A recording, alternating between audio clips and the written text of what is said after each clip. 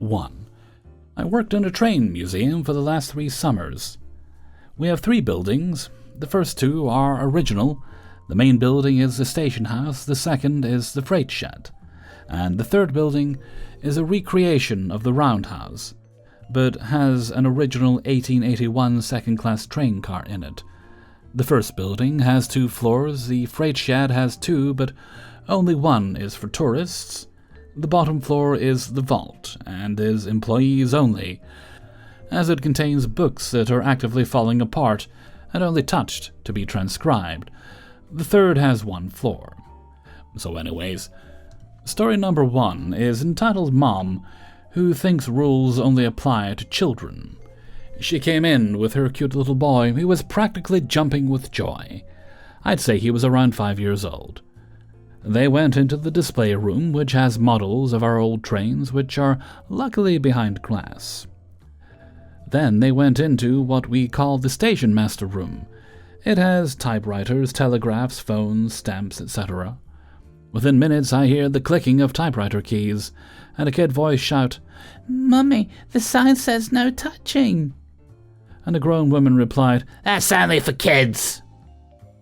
I jump up and run in and immediately say, "Ma'am, those signs are for everyone. The typewriters are older than you, and if you break one, it'd be very expensive to break, so please don't touch." She huffed and started for the second floor.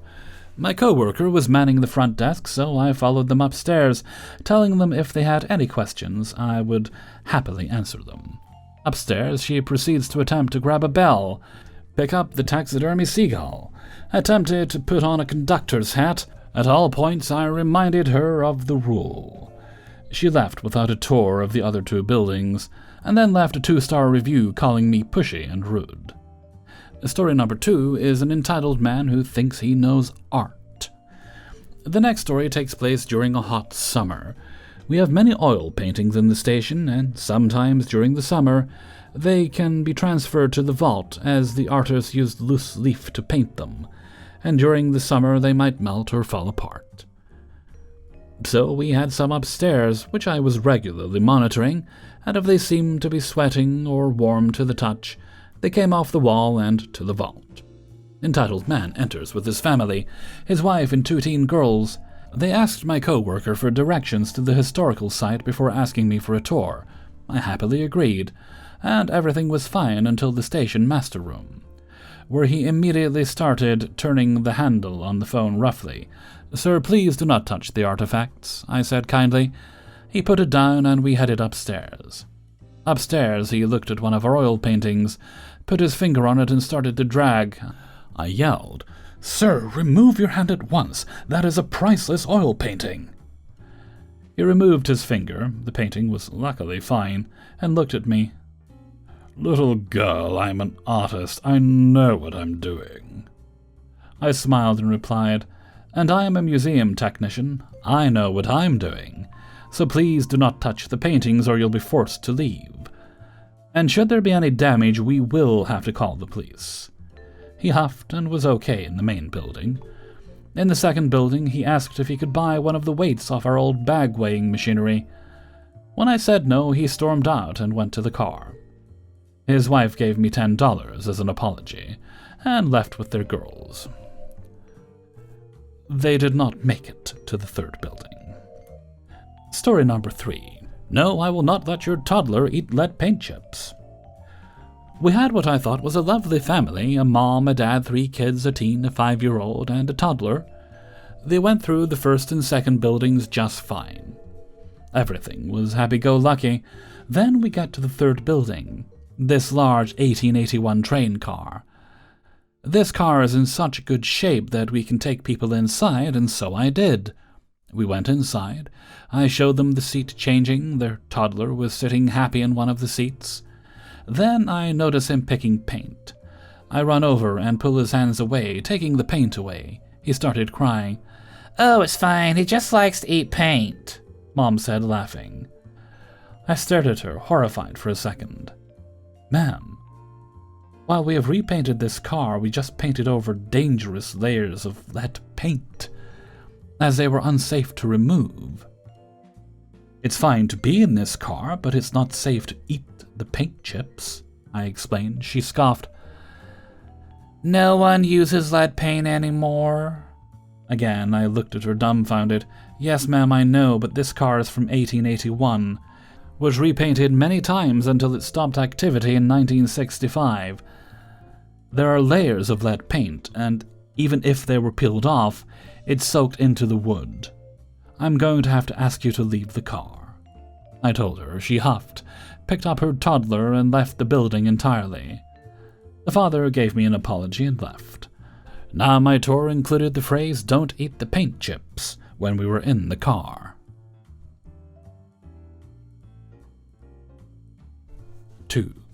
My son is 10 months old now, and while I was pregnant with him, I saw a lot of videos of babies getting sick from people kissing them, and that scared me. RV looks so horrible, and I don't want my poor son to get sick.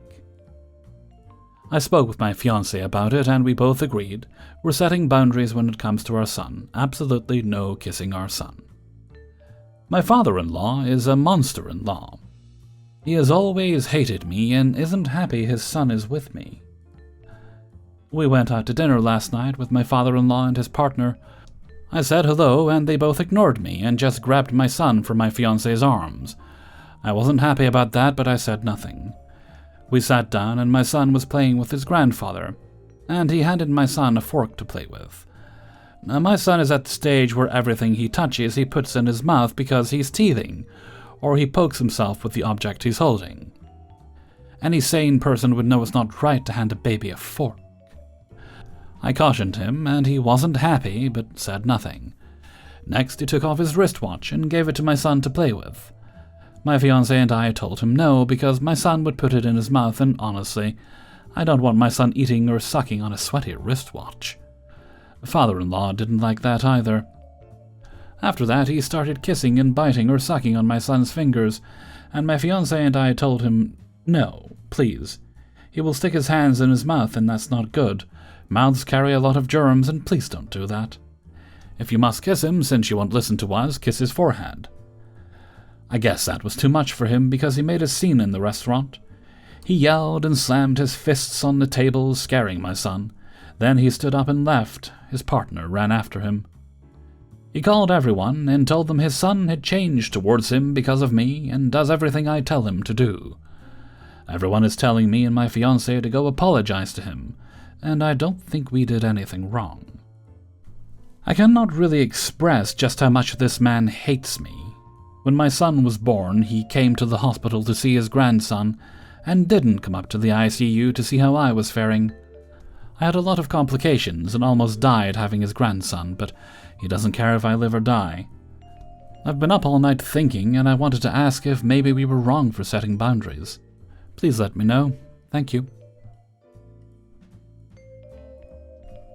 3. First off, yes, I know that client friend should have been the one to tell esthetician friend. However, they don't really know each other too well, and client friend didn't want to confront and say anything on her $100 facial, no chemical peel, that left her face peeling like a lizard for a few days after it was done. I was coming from a place of having my own side hustle business, and working in the service industry at one point in my life, and still now in my corporate job. I know what it's like to be ripped a new one by a customer, and knowing how to act quickly on my feet to make sure they get their problem resolved. I come from a place of there's always room for improvement. No feedback or criticism will hurt my feelings, unless improperly delivered or worded. My esthetician friend, now ex-friend, has only been new to the industry for a couple of months now. She started off doing 50% off facials to practice, and we all went to support her when she opened her books. One of my friends told her she was severely allergic to sunblock, so please don't put on sunblock. In her session, at the end, she knew she smelled the scent of sunblock being applied, but wanted to brush it off, seeing as esthetician friend was certified. She was wrong. She ended up getting contact dermatitis and calling her doctor for a steroid cream prescription a couple of days later. When she brought it up to esthetician friend, she kind of brushed it off, didn't offer a refund or comp samples or treatment or anything. took it nonchalantly. Thankfully, nothing happened to me with my 50% off facial, but I would never go back. I currently get facials done at a European-style spa that has been open for years, and for also the price of $100, I get a massage, a robe, a blanket, a steam machine, extractions, etc. They even analyze my skin cells before starting each session. New esthetician friend just slaps on product and sends you on your way, no bells and whistles. 2 weeks ago, a friend from out of town decided to support esthetician friend and booked an appointment. At this point, the 50% off deal was gone, and so the session cost $100 and she tipped on top. We went out to 2 concerts, back to back, within 3 days, and the first day I saw her, she mentioned to me that her skin burned during the session. During the session convo, esthetician friend casually mentioned to my friend she was just learning things as she goes. That made my friend nervous, as this was her first ever facial. Not reassuring to hear, especially with the burning going on. She laughed it off to me as a good thing her skin is strong.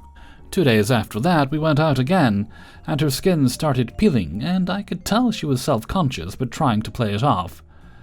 I got upset for her and told her she should say something, but she didn't want to. I told her if not from someone she knows, what if on a stranger? A total Karen. Pretty much a week goes by and her skin peels even worse, and she has to slather Aquaphor all over her face to get the dry skin to go away. She finally gave me the okay to say something to esthetician friend.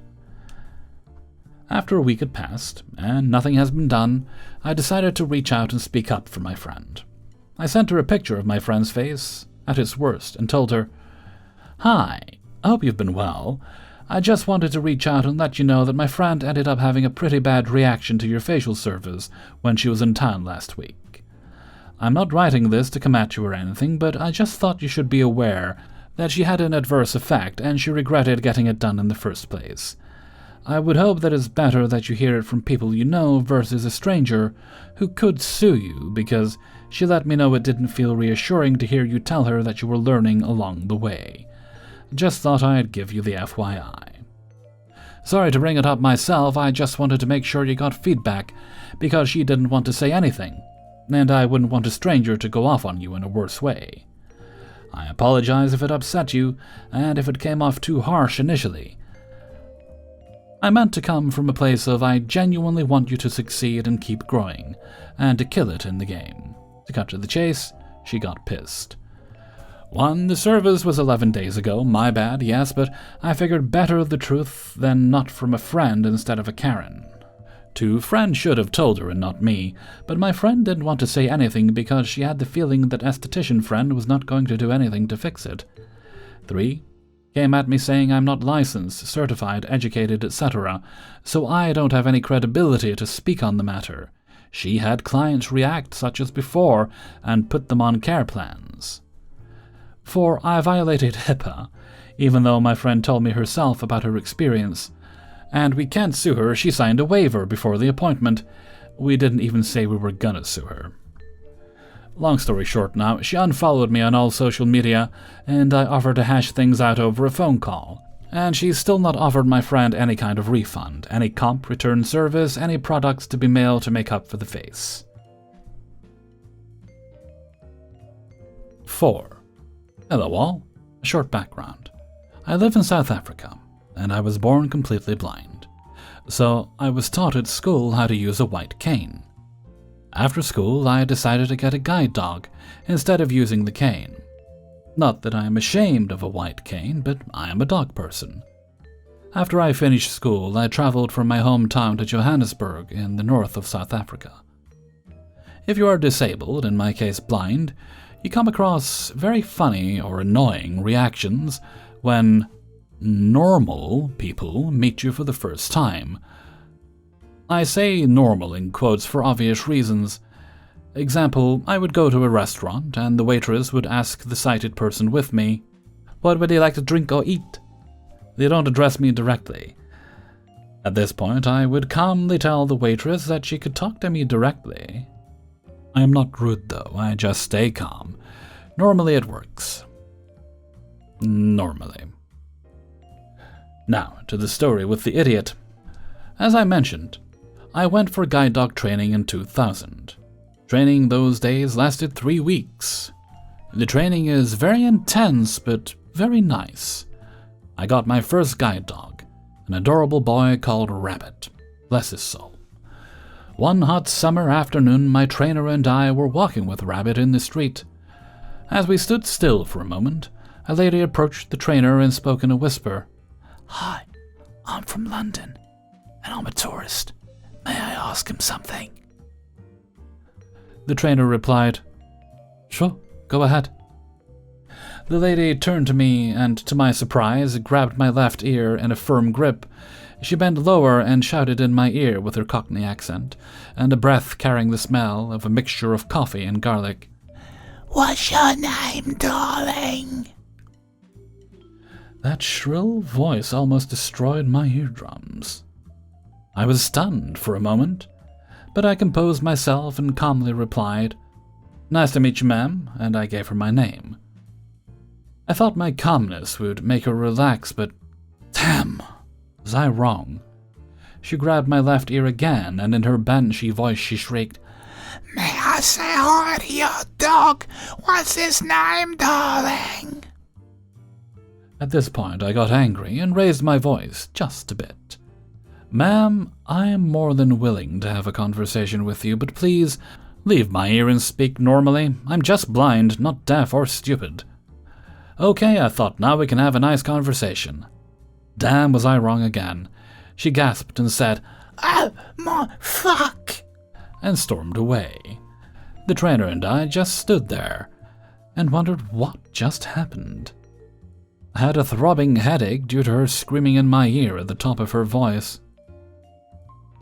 Later, we got back to the training center and I took an aspirin to ease my headache. Later that evening, I could laugh about the whole ordeal. So this was my story.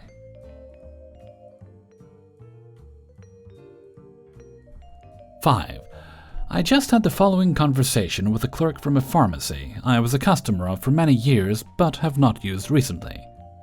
"Hi, I have a missed call from this number about an hour ago, but whoever called did not leave a message." "What's the name of the person who called you?" "Don't know, because there was no voicemail." "What did the message say?" "There was no message." "Was the call from this number?" "Yes." "What did the message say?" "As I just said, there was no message." Okay. "Is there someone else I can speak to?" "Do you want to talk to one of the pharmacists?" "Sure, if they might know who called and why." So the clerk put me on hold briefly, and the lead pharmacist got on the line, and was able to explain to me that he was the person who'd called me, and we discussed his purpose in calling me. The pharmacist said he thought he'd left a voicemail, and thankfully, I did not argue with him on that point, because the second I hung up the phone, I finally got the voicemail from my lousy mobile service provider. This pharmacy, which is also a gift shop, has a long history of hiring women much more so because they're pretty than smart, which is one of the reasons I presently get my meds elsewhere. Hey everybody, Hellfreezer here, and thank you very much for listening to Idiots in the Wild, episode 143. And thank you very much to everybody who allowed me to use their stories in this video. Before you go, I'd appreciate it if you hit the like button. That lets YouTube know that you liked or hated the video. You can hit the dislike button as well if you like. It's all interaction. I don't care. I'll take it any way I can get it.